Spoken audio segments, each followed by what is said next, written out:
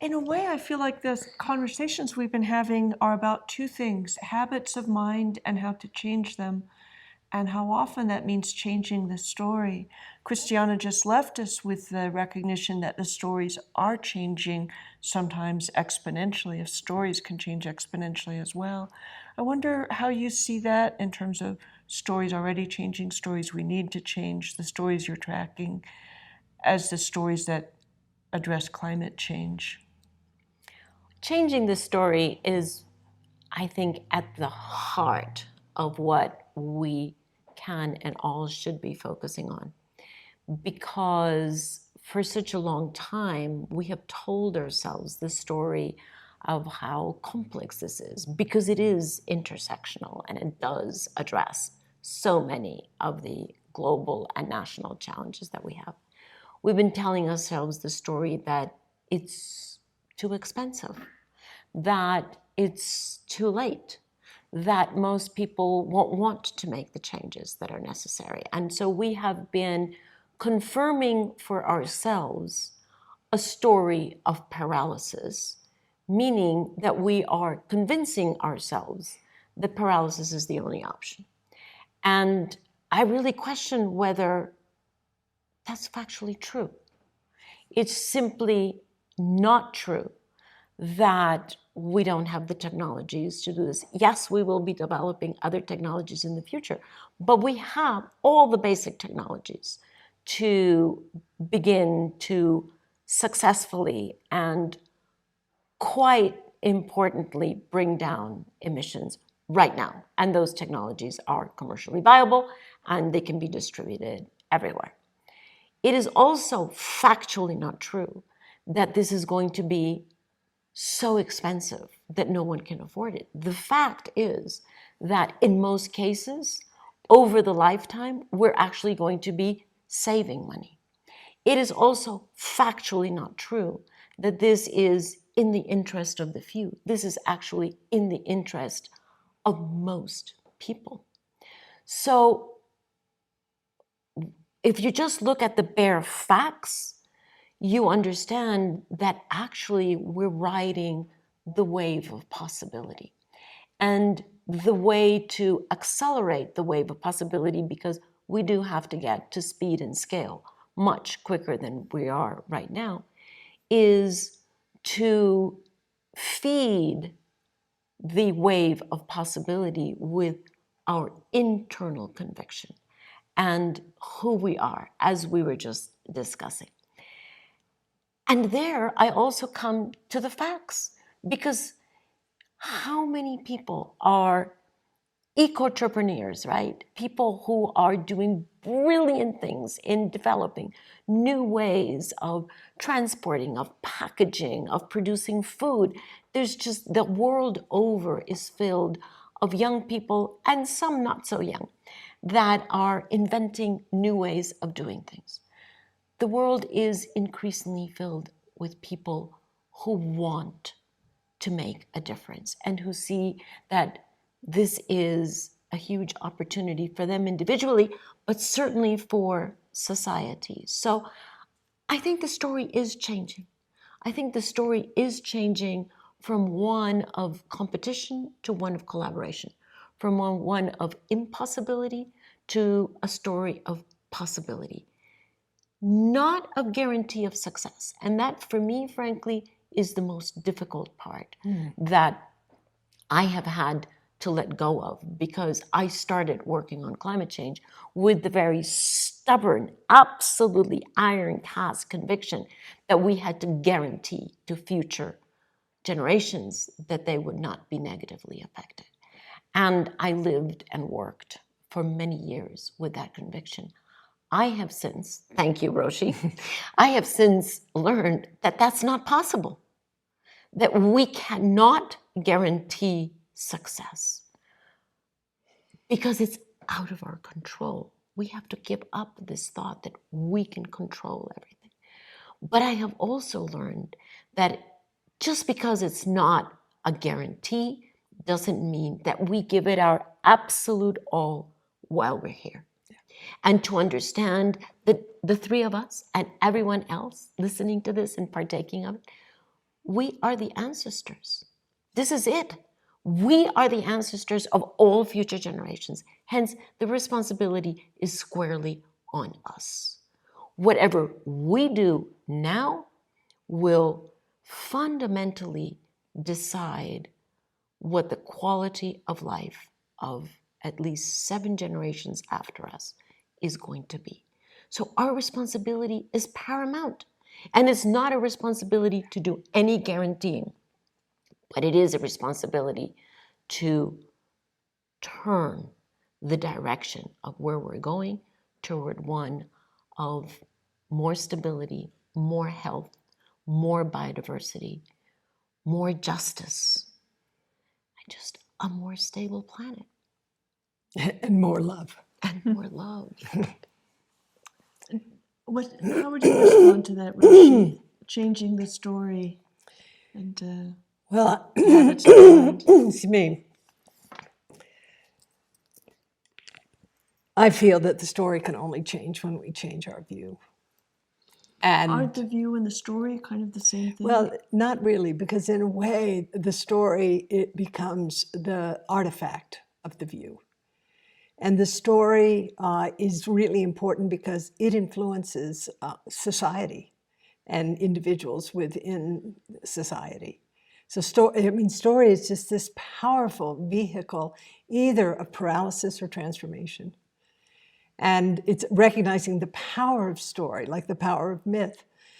Understanding that these stories, which are promulgated across our social media, and which we also get colonized by, in a certain way, there has to be a decolonization of stories that breed futility. And it's to understand also those stories are based on how we view reality. And that's the thing I keep coming back to. View, meditation, action. View is what is producing the stories. And if our views are distorted, because we haven't stabilized ourselves to be able to look really deeply at the roots of suffering and the roots of possibility and being free of the entanglements that have caused so much harm in the world, say, then our actions either burden the world or benefit the world, burden ourselves or benefit ourselves. And so I actually see, prior to story is view, but in fact, stories do affect how we view things. So, you can't say one is separate from the other. And I keep coming back to the importance of familiarizing ourselves with our own mental continuum to see, who we really are, which is not separate from any being or thing. And that's a view. Another thing that you have often talked about that I find incredibly encouraging is that we have agency, that we have power, even in the direst circumstances. You have a view of human nature as very robust. For me, I think almost heroic. When you talk about post-traumatic growth, when you talk about standing on the edge, about dealing with difficulty. And it feels like one of the stories that really catches us up is this many versions of we can't, we're fragile, we're victims, we're passive, we're acted upon rather than acting. Yeah. And some of it is individualism. As individuals, most of us don't have the power to do a lot, but as Bill McKibben likes to say when people ask him, what is the most effective thing I can do for climate as an individual? He always says, stop being an individual, find something to join, to be part of. But I wonder also just these stories about power and our ability to make, transform, shape our world, take action, even in some of the grimmest circumstances. Precisely because of the grimmest circumstances. Yeah, that's where it's most important. I often talk about the role of rites of passage in the indigenous world, where individuals and whole communities are subjected to harm, to trauma, in order to actually strengthen character and to produce maturation. And I feel like, before the pandemic, being, aware of what's happening to the extent that I have been, of what's happening in our climate. But certainly the pandemic amped this up. And now, we're in this so-called post-pandemic phase where suddenly, the most visible criticality that we're experiencing, aside from nuclear, threat in various quarters, is the criticality of our climate experience. And, again, the chance for robustness, for building character, from learning from, turning toward these experiences that are so threatening to us, instead of falling asleep, going numb, or consuming in the name of happiness, to actually understand that that doesn't produce happiness at all. It just produces more greed. So I think, you were talking about the vectors that are arising in terms of those associated with climate criticality, those associated with technology, and I think there's a third, and that's those associated with waking up.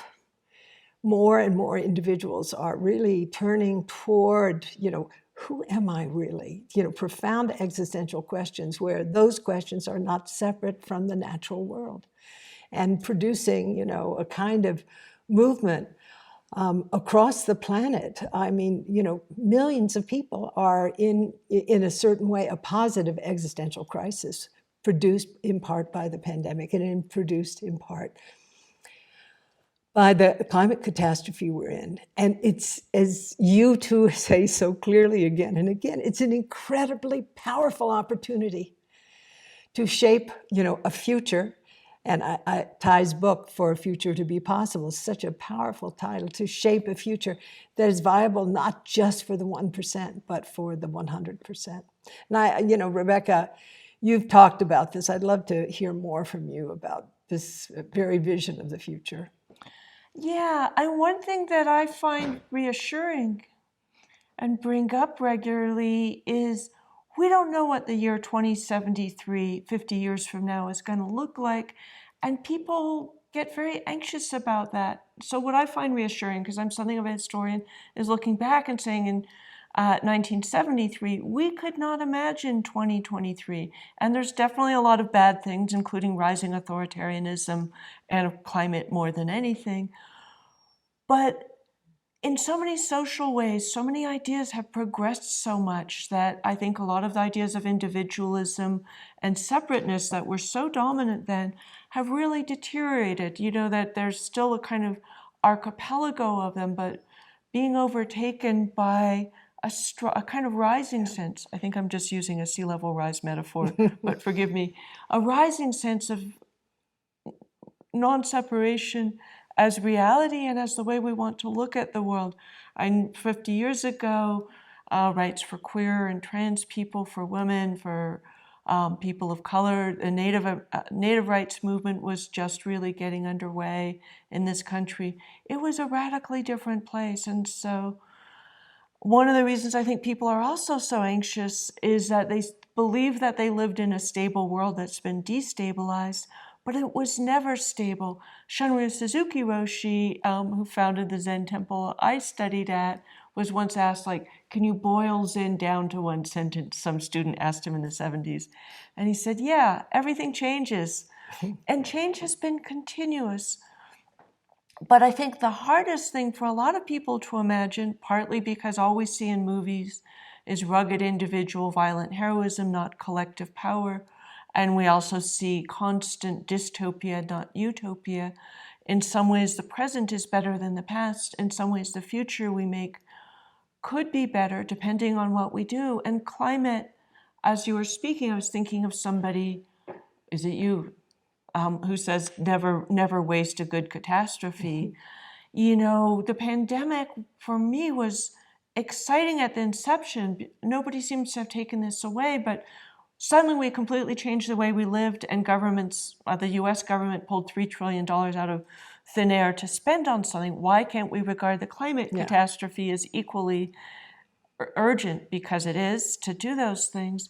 But I think part of getting people engaged, I think a lot of people are looking things for what they can do and aren't being given good recommendations about what to do. I think a lot of people don't know they have the power they have to do things, but I also don't think people are given a vision of the future that, as Julian Agwan said, there could be a lot of beauty, joy, and abundance in the future we make if we take one of the many paths available to us in this future that we're making in the present.